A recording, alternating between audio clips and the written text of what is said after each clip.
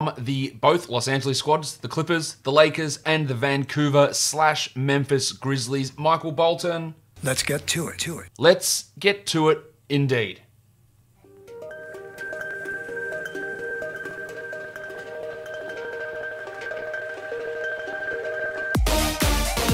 You are Locked On Fantasy Basketball, your daily fantasy basketball podcast, part of the Locked On Podcast Network. Your team every day. Hello and welcome to the Locked On Fantasy Basketball podcast brought to you by Basketball Monster. My name is Josh Lloyd and I am the lead fantasy analyst at basketballmonster.com and at Yahoo Sports Australia, and you can find me on Twitter as always at redrock_bball and on Instagram at Locked On Fantasy Basketball. Today's episode of the Locked On Fantasy Basketball podcast is also brought to you by Built Bar, the best tasting protein bar. Built Bar. Go to builtbar.com and use the promo code Locked On for $10 off your first order. Today, what we are looking at are the all-time greatest fantasy teams. We have done quite a few of these already. So what it is, going back to the introduction of the three-point line in the NBA, going through all franchises and finding their best 13 individual fantasy seasons and putting those guys together in what resembles a starting lineup, decent enough rotation. Not me going, who do I think the best player is, and then putting them in the starting lineup. Like, what are the 5 best individual seasons from a player from that franchise that fit into a make sense starting lineup, and then trying to build out that rotation. So that's what we're doing here. Of course, some of these teams have quite different histories to each other. Let's start with a team that has, bounced around the league a little bit, and that is the LA Clippers. Some of this time frame, they were in San Diego as the San Diego Clippers, so some of those players will be from that era. Their starting point guard, I don't think it's a massive surprise there that it is Chris Paul. His 14-15 season for the Clippers, he was in that year the third-ranked overall player, played all 82 games, 19 points, 10 assists, almost 2 steals, 49 and 90 is his percentages, 40% from 3. Chris Paul had an absolutely astonishing streak in per-game value. In fact, the worst season he's ever had in per-game value was his second year where he finished 23rd. He had 9 consecutive top 10 finishes, inside the top 10, 10 straight where he was at least, at very worst, 10th. And that's all the way up until that last season with the Clippers. Just remarkable fantasy numbers from Chris Paul. Some of those with the Pelicans, some of those with the Clippers. Interestingly, starting at shooting guard is a player that just never starts at all, and that is Lou Williams, the 17-18 season from Lou, where he was the 19th ranked player overall that season. That was the year where he was doing so much of that heavy lifting for that Clippers team. He scored 23 points a game in 33 minutes, just an astonishing jump from where he was at 25 minutes the year before. 23 points, 2.4 triples, over 5 assists, over a steal, which is not something that's usual for him. 88% from the line, just really, really big numbers. He did suffer a fall the next season, a drop-off the next season, which was to be expected given the nature of the Clippers roster at that point. But that 17-18 season, Lou was absolutely ridiculously good. The starting small forward for the all-time Clippers is the 1991-1992 version of Danny Manning. 1991-92, he was the 17th ranked player. He'd also be the 17th ranked player the year after that, but that 91-92 season just pips it. He played 3 extra games in that season. Now, his per-game value was a little bit lower, but those extra 3 games bumped his total value just a little bit higher. He averaged 19 and 7, 1.7 steals, and 1.5 blocks with a really good 54% shooting from the field. Manning was never able to be a top 10 player. And outside of these 2 top 20 seasons, he was never really able to be a top 50 player again. So he had this nice little peak here with the Clippers, and then he was traded the following season to the Hawks. We're going to talk about that in a second. And things never really recovered, and injuries took their toll. Speaking of injuries taking their toll, the starting power forward for the Clippers is Blake Griffin, the 13-14 season of Griffin. He was the 14th ranked player. He played 18 games. He averaged 24 and 10 with 1.2 steals. Of course, he's never averaged more than 0.75 blocks per game, but shot the ball well. He wasn't really taking threes at that point, but big scoring, big rebounding. Blake is, of course, in your starting 5 for the Clippers. And at center, it's Elton Brand. We forget just how good Brand was for fantasy. In 05-06, he was the 3rd ranked player that season. He averaged 25 and 10 with 2.5 blocks. Really, really strong stuff from Elton Brand. That's our starting five. On the bench, I don't know if you've heard of this guy, the bristle, Brian Taylor, comes off the bench to be the backup point guard because in the 79-80 season, he was the 10th ranked player. You're going to say, who the hell is Brian Taylor and why was he ranked so highly? I'll tell you why. Because that was the first season the three-point line was introduced. He hit 1.2 threes per game, which was a whopping Z-score of 5.1. That is an astonishing number. Everyone was hitting like 0.2 threes, 0.1 threes, and that was considered good. This guy just went, screw this shit, I am just bombing. He hit 38% and 1.2 threes made per game back then was bombing. He did get 1.9 steals. He did shoot 80% from the line, but it's really those three-pointers that brings Brian Taylor in there. Backup shooting guard is rugged Ronnie Harper, the 92-93 version of Harper before he joined the Chicago Bulls. 18 points per game, almost 5 assists and 5 rebounds with over 2 steals for Harper.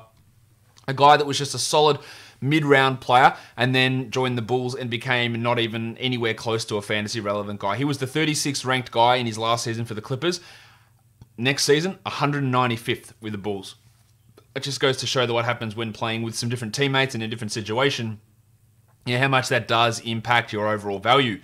The next guy, it's a little bit controversial, but it is Dominique Wilkins. Now, he only played half a season for the Clippers. This was the year that he played for Atlanta and got traded to the Clippers at the trade deadline. Then, of course, he would leave the year after and go to Boston. But still, he finished that season on the Clippers, and that year he was the 21st ranked player. So therefore, I had to use that sort of methodology for all of these players. So he slides in here, the 93-94 version of Dominique, where he averaged 26 and 6 with 1.2 triples and really good free throw percentage.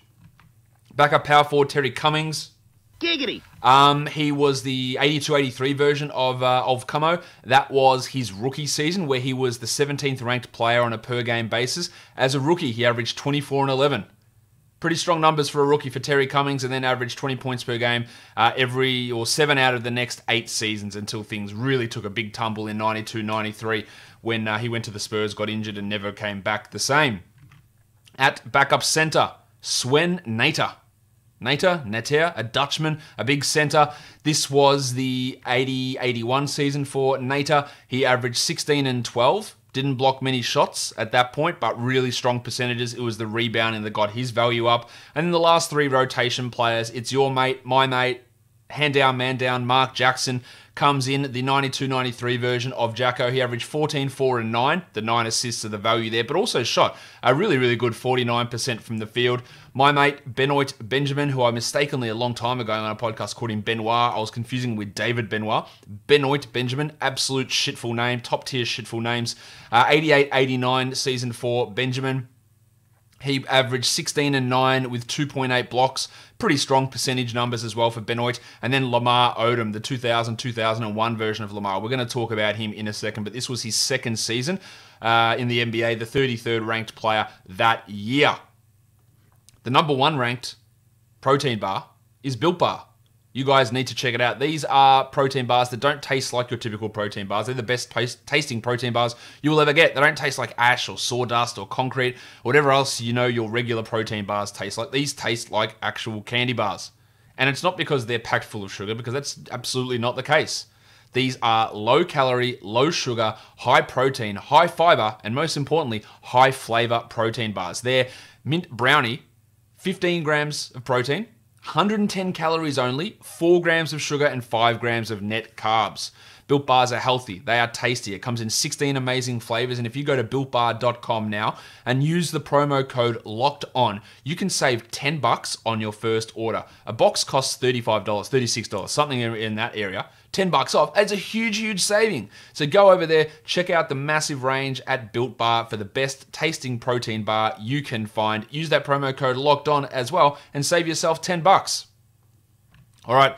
The next team we look at, as I mentioned, is the LA Lakers. A few more important players in NBA history on this squad than with the Clippers. No shade to the Clippers, because their starting point guard is Magic Johnson. This is the 88-89 version of Magic. He was the second-ranked player. And like with Chris Paul, now the Clippers had Chris Paul, who's one of the best point guards of all time, but this is the best point guard of all time. Magic in per-game value, as a rookie, he was the 5th-ranked player.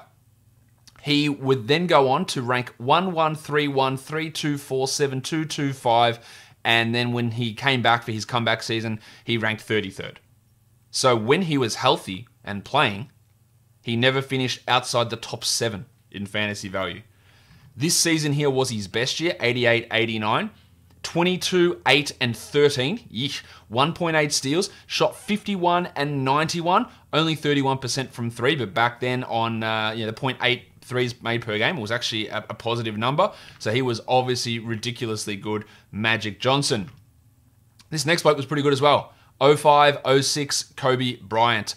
Kobe was the second-ranked player this season. Now, he had 2 other years where he was the number 1 ranked player, but he jumps in here as not 05-06, my mistake. The 02-03 season is the season where he jumped in. I mistyped that. 02-03 Kobe, where he was the 30 points per game, 7 rebounds, 6 assists, 2.2 steals, 0.8 blocks, which shouldn't be underrated. 45 and 84%, hitting 38% of his threes. He played 42 minutes a game across 82 games. A massive, massive season from Kobe in that year.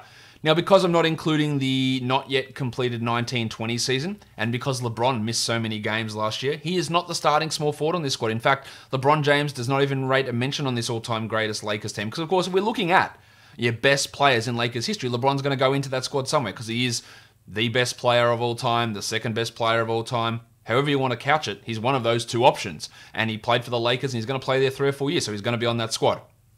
But last year, he missed a ton of games, and that season does not qualify as one of the best 13 in Lakers history. So your starting small forward is a bloke by the name of Jamal Wilkes. Go and check out Jamal Wilkes on YouTube. Go check out his shooting style. It's pretty rough. He shoots it like from way behind his head, but he did put up some numbers, and that's what we're looking at here. This is the 79-80 season of Wilkesy. He was the 17th ranked player that year. 20 and 6. He got 3 assists and 1.6 steals and shot 54% from the field, and can't ask for too much more than that. At power forward, it is Pau Gasol, 10-11 of Pau Gasol. In that season, Pau was the 9th ranked player, averaged 19 and 10, 1.6 blocks, elite percentages, and then at center, nobody's going to argue that Kareem Abdul-Jabbar should be in here. In 79-80, now he was 32 already at this point. In 79-80, he was still the number 1 ranked player. Things would start to drop off a little bit after that, and by a little bit, I mean he was 3rd ranked the year after, but then 11th, 9th, 17th. But prior to that, it was just a lot of 1s and 2s when looking at Kareem's rankings. In 79-80, he averaged 25 and 11 with 3.4 blocks on 60% from the field and 77 from the line. They are astonishingly good numbers. That is why he is in. He's also one of the best players of all time. We know that. At backup point guard, shit coach, good player, Byron Scott, the 87-88 version of Byron. In that year, he was the 6th ranked player. It would be his only top 10 ranked season. He averaged 22, 4, and 4 with 1.9 steals. A little bit hard to get big assist numbers when you're playing alongside Magic, but he slots in here to be Magic's backup. Eddie Jones, who you just see littered amongst all of these all-time fantasy teams because he just put up big numbers for a number of teams. This is the 97-98 version of Ed. He was the 7th ranked player that year. 17 points, 1.8 threes, and 2 steals with 48% shooting gets him into the mix. And then your backup small forward is James Worthy, 88-89. Worthy was the 21st ranked player in that season. He averaged 20 points, 6 rebounds with almost 4 assists per game on stellar percentages. Lamar Odom, I talked about him on the Clippers one. You're going to see him come up on the Miami Heat team as well. For the Lakers, 05-06, Lamar Odom was his best year there. He was ranked 24th in that season. He averaged 15 and 9 on 40 minutes a game, over 5 assists per game, and shot 48% from the field, hit a 3 a game as well. Getting those rebounds and those assists out of a player is why he had such good fantasy value. And then for your backup center, Vlade Divac, speaking of shit in their post-playing career, Vlade Divac's one of the worst GMs in the current game. 94-95, Divac, though, was really, really good. He was the 8th ranked player in that season. He averaged 16 and 10 with 2.2 blocks and got 1.4 steals. Now, you might be wondering where this bloke is. Big Shaq. Big Shaq, Shaquille O'Neal. He was obviously awesome, but I've got to have some sort of a system as to how I am structuring these teams. And because Shaq had just such a negative overall free throw percentage, his total value falls off. And this season, he was the 9th ranked overall player, but it wasn't better than what Divac was doing. It wasn't better than what Abdul-Jabbar was doing in terms of Z-score value. It wasn't better than... You're not going to play him and Abdul-Jabbar together. So he does slide in there, but he's just not higher on the list. Shaq was still obviously ridiculous. He averaged 30 and 14, almost 4 assists, over 3 blocks, and 57 from the field. Now, unfortunately, his free throw percentage was actually worse than his field goal percentage, and he attempted 10 free throws a game, meaning it was an absolute disaster. His Ed scored of minus 7.6 in that year.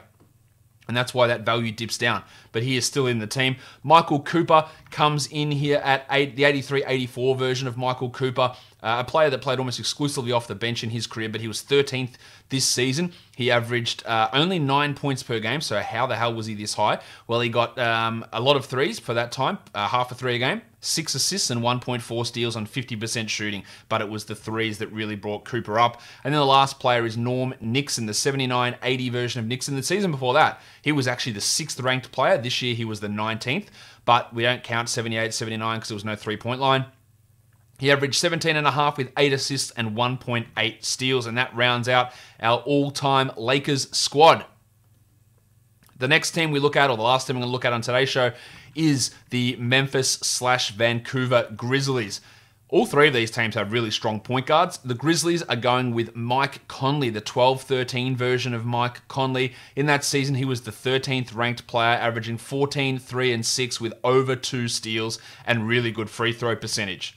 At shooting guard, this guy appeared when I did the One Hit Wonders fantasy show a few weeks back. 2003-2004 version of James Posey, the 23rd ranked player. He played only a bit under 30 minutes a game. He averaged 14 points. He hit 1.4 threes, but what really boosted him up was 1.7 steals and 48% shooting with really good free throws. So he jumps in there as the starting shooting guard. At small forward, it's Sharif Abdul Rahim. This is the 98-99 version where Abdul Rahim was the 6th ranked player in that lockout season, 40 minutes a night, 23, 7, and 3 with 1.4 steals and 1.1 blocks as a small forward, power forward type player. And another small forward, power forward type player comes in to be your power forward. And that's Rudy Gay, 11-12 version of Rudy Gay, who amazingly, Gay, 11-12. He was the 12th ranked player that season. That's pretty amazing to me that he was ranked that highly in 11-12. In that season, 11-12, that's the lockout season again, 19 and 6, 1.5 steals on 79% from the line and 0.83. It's just really, really solid right across the board. And at center, it is Marc Gasol. Oh, hi, Mark. Gasol in the 14-15 season, he was the 12th ranked player that year. He averaged 17 and 8, 4 assists, 1.6 blocks on 49 and 80. So really strong percentage numbers. This is before Gasol started taking threes as well. For our backups, it is the ever-inflated Mike Bibby, the 2000-2001 version of Bibbs. He was the 24th ranked player that year, 16, 4, and 8 with 1.3 steals, in pretty solid numbers as a point guard. And then this bloke, who many of you may not even remember, 99-2000 version of a guy called Michael Dickerson. Playing for the Grizzlies, Vancouver, he averaged 38 minutes a night, averaged 18 points with 1.5 threes, with 1.4 steals, and that's enough to get him into this all-time team. And then injuries just wrecked his career basically after that. He played 2 strong seasons in Vancouver, moved to Memphis and played 10 games in 2 years, and that was it for his career. Mike Miller is our backup small forward, 06-07 for Miller. He was the 38th ranked player that year. He played 39 minutes and averaged 19, 5.5, and 4.5. He shot 41% from 3 and made 2.9 triples, which was a big amount for that time. And then your backup power forward is Zebo, Zach Randolph, 9-10 season for Randolph there. Never the greatest fantasy player. This was his best year, and he was the 21st ranked player. He averaged 21 and 12 in that year, but no steals, no blocks, average-ish percentages, no assists, no threes. Really, a points and rebounds guy, and that's it. The backup center, he backs up his brother. It is Pau Gasol, 05-06. Here for Pau, the 22nd ranked player. His better seasons, of course, would come with the Lakers and with the Bulls. But in 05-06, he averaged 20 and 9 with almost 5 assists per game and almost 2 blocks per game. The last 3 guys on this list, we're looking at OJ Mayo. I think we forget just how good that guy was. He was suspended for a couple of years for, I think, drug incidences. Hasn't played since 15-16. But 9-10, that was his second year in the NBA. He was the 39th ranked player. He averaged 17, 4, and 3 with 1.2 steals. hit 1.7 triples. He was on his way to becoming a really solid player. Now, unfortunately, he played 38 minutes a night his first 2 years, and then shit started to really fall off. He went from 38 down to 26 minutes a night after that. Had a really strong resurrection, I thought, in that 1 year in Dallas, and then in Milwaukee he was okay, and then things completely went off the rails for Mayo, and I don't think he's coming back at any point. Shane Battier. This was his rookie season. He was the 47th ranked player, 01-02. 40 minutes as a rookie, 14 points, by far his best scoring season, 1.3 triples, 5 rebounds, 3 assists, and 1.6 steals, and also over a block per game. He had 6 top 100 finishes in fantasy, Shane Battier. And the last guy on the list is Jason Williams. It is the 02-03 version of Williams. He was the 51st ranked player in that season. He averaged 12 points with 8 assists and 1.2 steals. The shooting number is horrible, 39% from the field, but he did hit 84% from the line, just never got there. But flashy assists, a lot of assists, and it did have some fantasy value. That's it. That's the 3 teams done. The Clippers, the Lakers, the Grizzlies. Let me know what you thought of the teams. You can drop it in the comments or on Twitter at redrock_bball. Don't forget to subscribe. Apple Podcasts, Google Podcasts, Stitcher, and of course, and on Spotify. Leave me a 5-star rating and a review. Give it a subscribe. Give it a thumbs up as well. And don't forget to listen to today's episode of Hollinger and Duncan right here on the Locked On Podcast Network. Guys, we are done here. Thank you so much for listening, everyone. See ya.